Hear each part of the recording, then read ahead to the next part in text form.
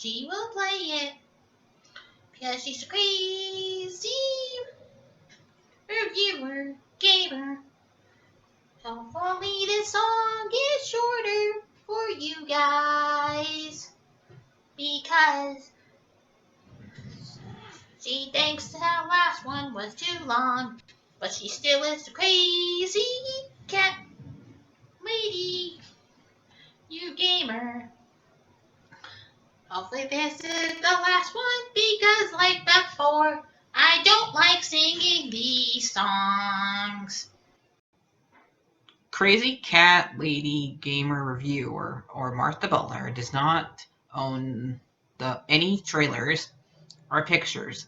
I use them under fair use for educational and entertainment purposes. Funny Martha here. So I just got done finished reading Warriors, Codebreaker, Silent Thaw.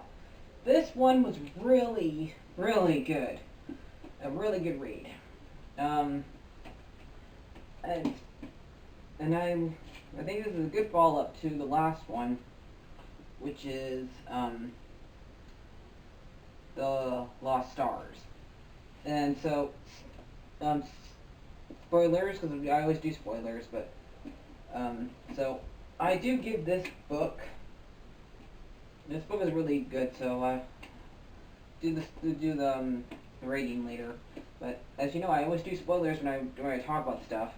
I guess can't help myself, but so still, even though it's no longer, I think since the water is no longer frozen, Star Clan still has not talked to anybody, talked to any of the cats, not even Shadow's Paw in this, and not like, and also Root Paw has to deal with the fact that he's talking to a ghost basically, Bramble Star, and he's the only one that can see him, and Bristlefrost has to deal with the fact that the Thunder Clan is not really trustworthy at the time because we know it's probably Asper, because basically what he does in this book, what Brambleclaw's possessor does, it's probably Asper, and everybody just thinks it's Asper. I mean, it would be nice if it would be cool if we found out it's not, but everybody just thinks it's Asper. And I tend to agree with them. That's Asper. And so, because okay, let's start with one of them. Let's start with Shadowpaw. Here comes Shadow's Sight in this book, and he has to deal with no longer getting any more sights from so that probably is really fun, but nice. It's probably like also not really, because that's what he is. That's who he is. And he likes being a medicine cat and stuff like that. So, and he's probably the one that was most. And since he's the one that saw all this stuff, he probably like blames himself for all this. And he's wondering why has not Shadow Clan talked to him.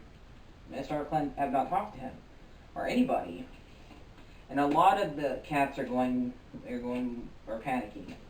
So basically what's going on with him is that Antfer is a cat that got hurt and ended up getting killed in this book. But before he died, he started like people forgot his name and stuff like that, and started calling his apprentice Mittens that he was supposed to be training with, and instead of his apprentice's name, and he died, and they had to bury him a couple days later, so he had to deal with that. And that's mostly what he had to deal with in this. Bristlefrost is the one I think had the most ordeal in this, and because she had every single time somebody broke a rule in ThunderClan, ones who mostly got affected by this are like 4 people, and I think Barry knows is a jerk because he's siding with Bramblestar here in this book because he keeps and he like is like siding with him. I'm surprised he didn't get made deputy in this book. So every time you break a code, so the ones that broke a code were Ashfur and Ashfur and Lineblaze, who got kicked out of the clans for about for a quarter moon, which is a half a month, and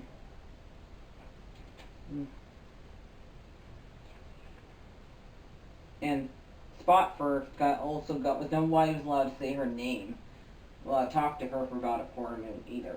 So, and the one who's supposed to be his daughter, Sparkpelt, got sent to a two-leg place and got attacked by dogs. So, in Bristlefrost, she thought it was Bramblestar that sent. It was Bramblestar Possessor, the one that was put. The one. We're just gonna go with dead. We're gonna call this one Possessor for Bramblestar. Might send the dogs over there to kill her, like Tigerstar did a long time ago, and she comes back all injured, and so Sporeflight is act like a mom, saying, "My poor kitten, my poor cat, my poor kitten, she's all hurt," and so she sent her to the medicine cats to be treated by Asper and Elderheart, and Bramblestar is not caring, so that's why Bristlefort goes and checks to see if there's really dogs there, and I think they were clear gone by then, but yeah, and then a couple moons after this, Bristlefort was listening to the Bramblestar and Scoreflight talking, and he bans her for her past aggressions of not telling anybody of about the fact that Lineblaze, Hollyleaf, and Jayfeather were not hers, and take them and to be her kittens instead of telling everybody that Leaf's pool was their mom, and she broke rules by having cats with a Winkland cat, and so he ended up dragging her out of the I think he threw her out of the high ledge first, then dragged her out of there, and I think by this is going on, Barry Nose is cheering him on, what the heck, Barry Nose, what the heck? It's is Barry Nose possessed too? What the heck is going on with him? It's he's just hoping that he gets made deputy at that. He's actually calling her traitor too, and this is going, and so she leaves, and so let's get to we'll go back to her later, but let's go to Rootpaw. Rootpaw is the only one that's not been made into a warrior or medicine cat or whatever, because he's one for this Hunter cat. This Hunter, he's probably the youngest one, so he's still apprentice. And Bramblestar the Ghost is going to tell him, "You want to become a warrior? You help me out and get me back in my body."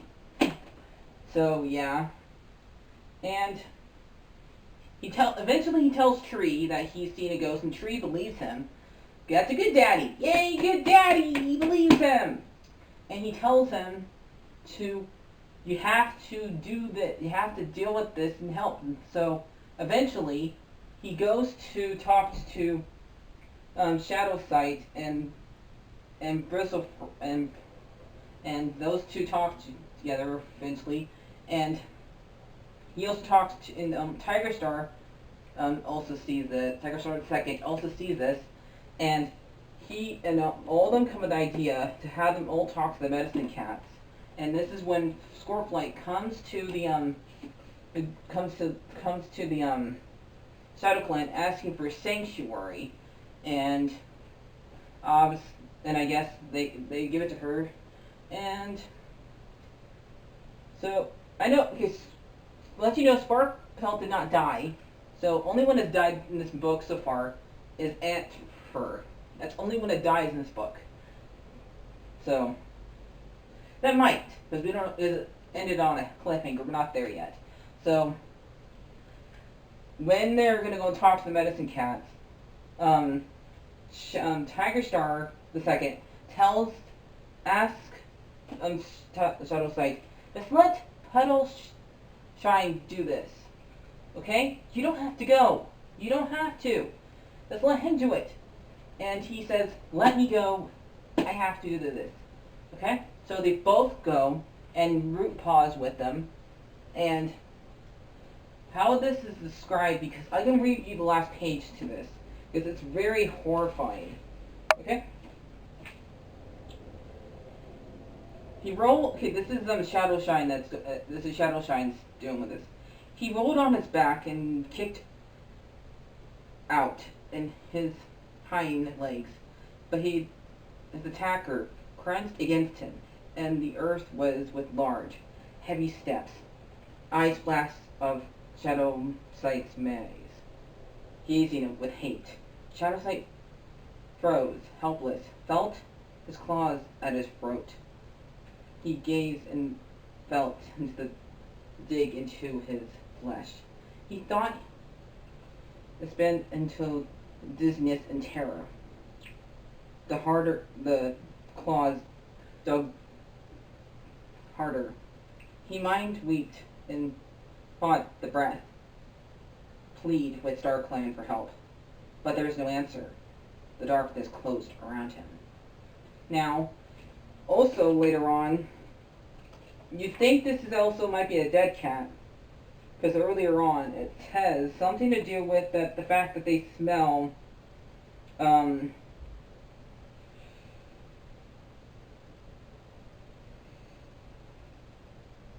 mint, and that's what they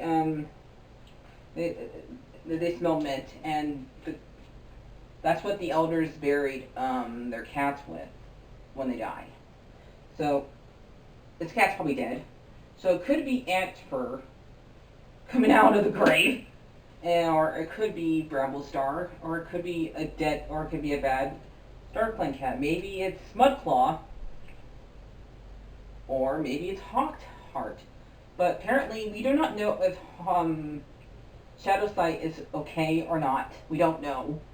He might be dead because of the last line in this. So I cannot wait for the next book, which is called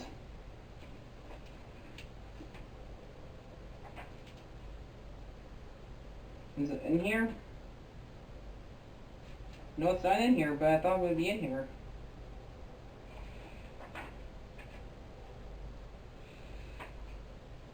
Because it's even